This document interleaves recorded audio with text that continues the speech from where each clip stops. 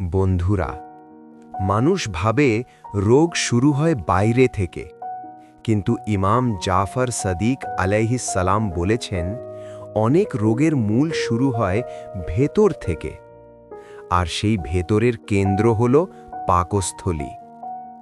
আজ জানব কেন পাকস্থলীকে রোগের মূল বলা হয়েছে। ইমাম জাফর সাদিক আলাইহিস সালাম বলেছেন, পেট হল দেহের ঘর, যদি এটি সুস্থ থাকে দেহ সুস্থ থাকে।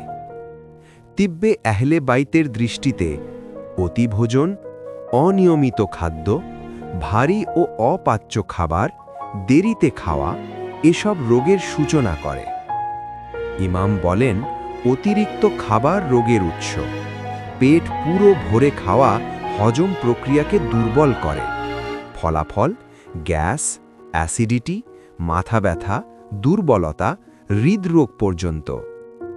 তিব্বে আহলে বাইতে গুরুত্ব দেওয়া হয়েছে হালকা খাবার, প্রাকৃতিক খাদ্য, পরিমিত আহার।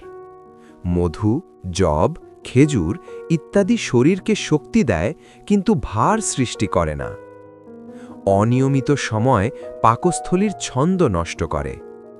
ইমাম ভারসাম্যপূর্ণ জীবনযাপনের ওপর জোর দিয়েছেন।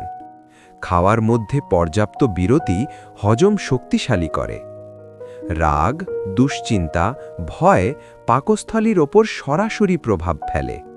স্ট্রেস হলে হজম কমে যায়। ইমাম জাফর সাদিক আলাইহিস সালাম আত্মিক প্রশান্তিকে শারীরিক স্বাস্থ্যের ভিত্তি বলেছেন। আধুনিক বিশ্লেষণ, আজ বিজ্ঞান বলছে গাট হেলথ বা অন্ত্রের স্বাস্থ্য পুরো শরীরের ওপর প্রভাব ফেলে। ইমাম বহু আগে এই নীতি শিখিয়েছেন, পেট ঠিক থাকলে দেহ ঠিক থাকে। দীর্ঘদিনের হজম সমস্যা, রক্তক্ষরণ, তীব্র ব্যথা হলে অবশ্যই চিকিৎসকের পরামর্শ নিতে হবে। ইসলাম ভারসাম্যের শিক্ষা দেয়, অবহেলার নয়।